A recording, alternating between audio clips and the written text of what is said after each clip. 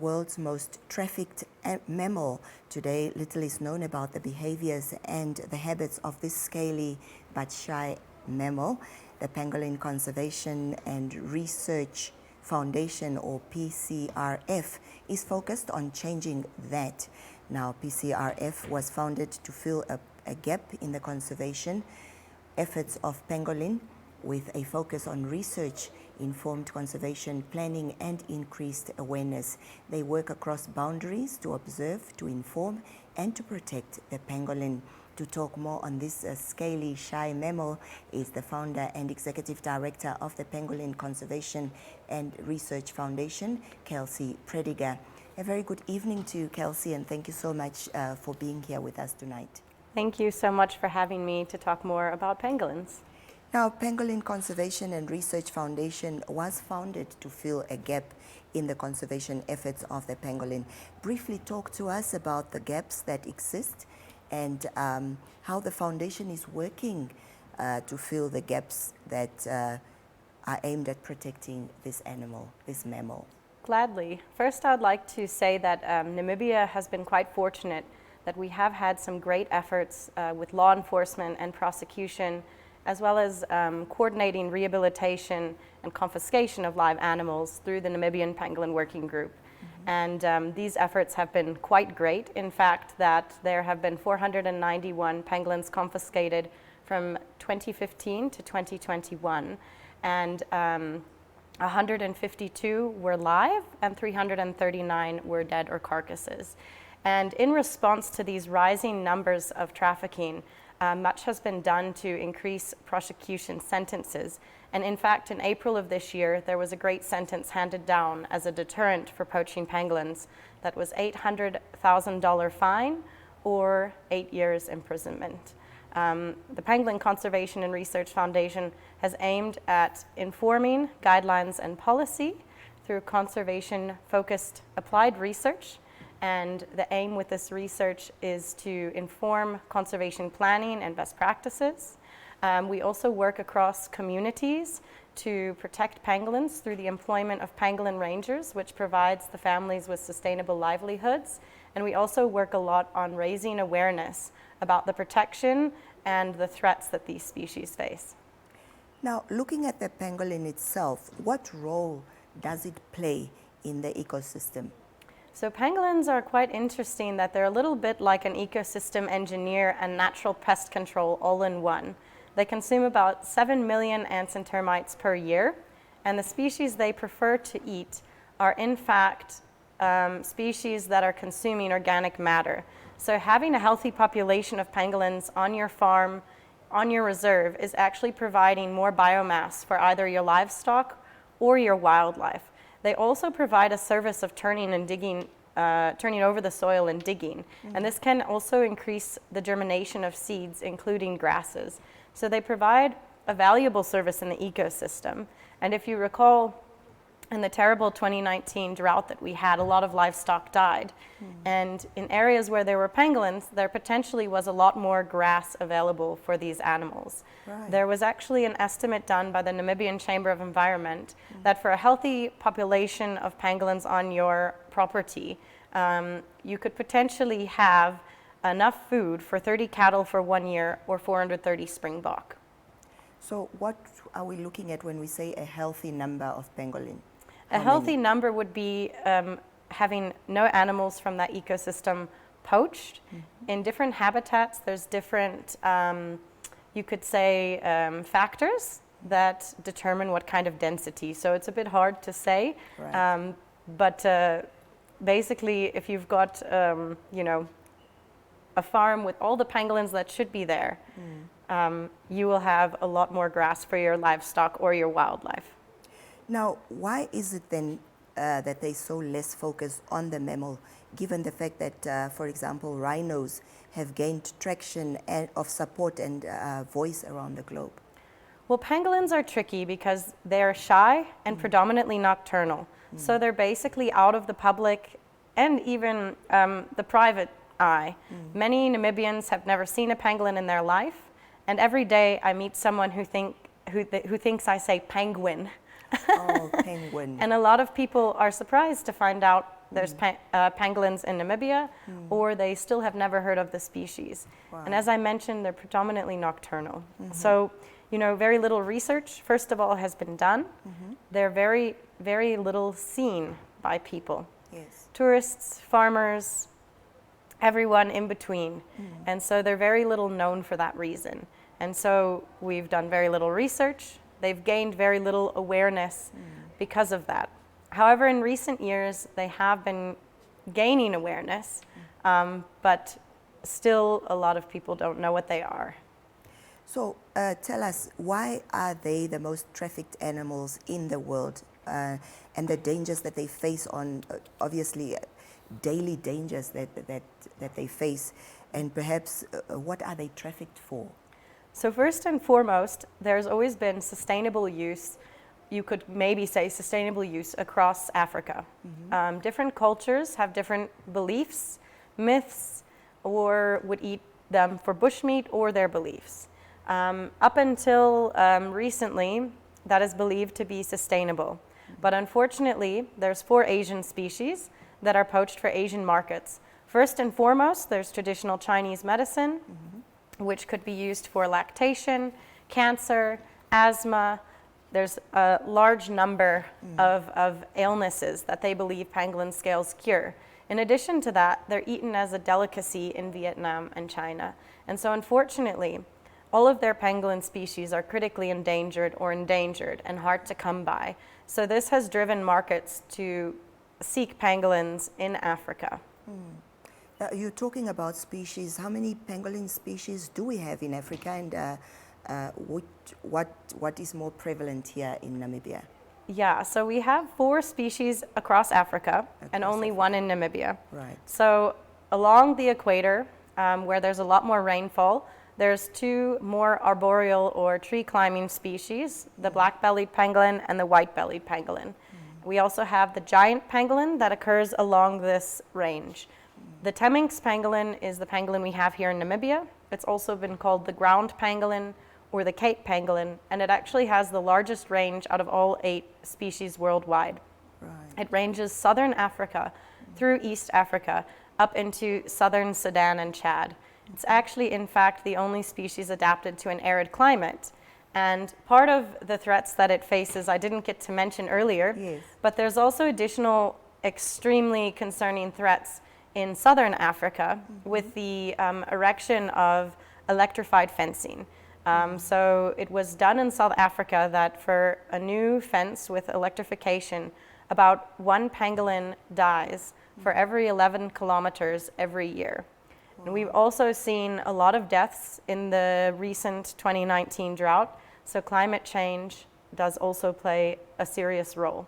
There's a lot of other threats, such as vehicle accidents, change in habitat use, as well as different land uses, but there's been very little understanding or research into these threats. Now, apart from human beings, does the pangolin have enemies? Enemies. So it's actually quite interesting. So they've been around for almost 80 million years, done fantastic surviving from all sorts of predators. So having said that, a typical predator could include a lion, spotted hyena, leopard, honey badger, even crocodile. Right. They're all natural predators of pangolins. However, their main defense is to curl tightly into a ball. And a healthy adult could survive an attack by a lion or hyena for, they've seen, up to 10 to 12 hours. Wow. Because they're so strong and their scales are so protective that adults do not often get predated. However, the young take a little bit longer to develop their scales and their strength. They're more at risk for these types of predators. So let's focus now on the work of the foundation. Now, mainly you focus on research-informed conservation and increased awareness. How imperative is that, and how does it contribute to the protection of the pangolin? So it's very important because, as I mentioned earlier, very little research has been done on this species. And when it comes to a lot of the work that's being done, most of it focuses on the rehabilitation and release of live confiscated animals. Because they sometimes just get picked up, they get confiscated still alive. And so unfortunately, that means we've got live animals that then need veterinary care, rehabilitation, and release. So we do focus on the post-release monitoring of live confiscated animals in collaboration with the Ministry of Environment, Forestry and Tourism. And we look at the survival and adaptation after release. But what's more important that I'd really like to talk about is we're the only project within Namibia and most of its range that's actually looking at understanding the ecology of free-roaming resident pangolins in their habitats. There's only 2 other projects that I'm aware of that focus on this, and they're linked to one study site. And with the work that I've done over the years, I've been able to actually study residents in different habitats. And this is very important because they have a very different prey preference. They're very picky eaters. And when I say that, I did my master's thesis in one location. There was at least 30 species available, and they chose 5. But out of those 5, 2 species made up over 80% of their diet. So they're very picky. And so it's very important to understand this ecology. What do they mainly eat? Just ants and termites. Mostly ants, very few termites, and they're very picky, as I mentioned. They actually prefer species that have some sort of chemical defense or formic acid, and it shifts a little bit depending what kind of habitat they come from. And this is very important for informing our decisions on release, because if you have a pangolin that came from a mountainous area and you release it in the sandveld, they might not adapt so well, and vice versa. Pangolins on the mountains might use a cave and be adapted to more extreme temperatures. A pangolin in the sandveld would be used to a deep aardvark burrow or a stable, more stable temperature where they find refuge. So it's very important to continue this. But in addition to understanding, we need to protect. We need to understand where the strongholds are left in the communities and in the areas outside of national parks, and work with those communities to protect the species. So we currently have a project in the Nainai Conservancy where we work with the indigenous San Bushmen to do just that. I can show you a tag I meant to show you earlier. I have a little prop here. So this is a transmitter that we actually use for the monitoring, and we get GPS readings through satellite. So we use it for post-release monitoring as well as resident animals. And this transmitter is actually able to tell us everything about the movement. Excuse me. We also have another transmitter we use. Sorry, it's been a bit dusty today. So sorry about that. No, it's okay. But anyways, this research it's very important because it's not about academic research. It's about actually understanding a species that is highly misunderstood to protect it and save it before it's extinct. And talking about misunderstood, it's one of the mammals that is highly misunderstood. Let's talk about the myths that are mainly associated with the pangolin. So there's, first of all, the myth that it works as a medicine. There's nothing scientifically proven that a scale does anything. It's made out of keratin, very similar to our fingernails, and there's no science that proves any medicinal value to that. There's also a lot of spiritual beliefs and myths surrounding pangolin. When you look at Namibia, it's a very interesting country with all the different regions and cultural groups that exist. And you'll even see different beliefs across the same cultural group, but a different village or city. But a lot of these beliefs all stem back to the fact that they're so rarely seen. And because they're so rarely seen in daylight, they're viewed as lucky. It could be good luck, it could be bad luck. So some view it as a bad omen because it brings drought. This is scientifically proven that in the winter months of a drought, they're more day active.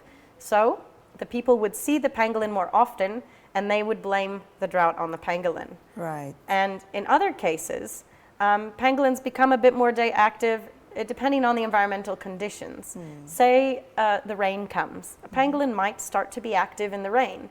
And so that could have been associated with good luck because the rain brings crops to the farmers. And so depending which culture they are, this belief could lead them to protect it or to kill it. But those are some of the different beliefs. But a lot of it all comes back to the belief of luck. Wow, very interesting. Finally, before we let you go, what role needs to be played in order to protect the species? So I'm glad you asked that. One of the things is having more interviews, conversations about pangolins like we are today. As I mentioned, there's a lot of people who actually don't know what a pangolin is. We need to talk about it. We need to talk about the consequences, like I mentioned at the beginning of our talk. Right. We need to talk about the fact that it's highly illegal. It's actually just as illegal to poach a pangolin as it is to poach a rhino. In 2017, they upgraded the charges that a judge or magistrate could rule 15 years imprisonment and or $15 million fine. Additionally, so this is for possession or poaching.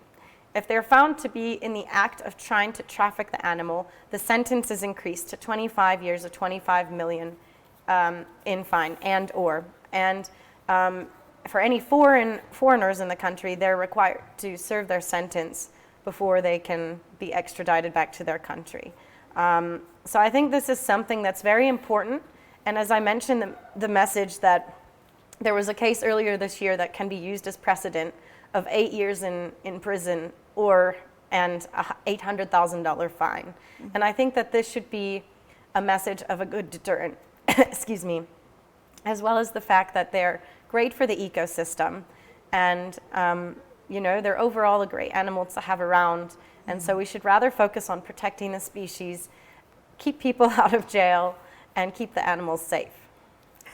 Well, Kelsey, let me thank you so much for coming to the studio, talking to us and demystifying the pangolin. Thanks so much for having me. It's so valuable to be able to raise further awareness about protecting this amazing species. Absolutely, thank you so much. Well, of course, I've been speaking to Kelsey Prediger. She is the founder and executive director of the Pangolin Conservation and Research Foundation, and she has demystified, obviously, the mysterious pangolin there to us. Up next.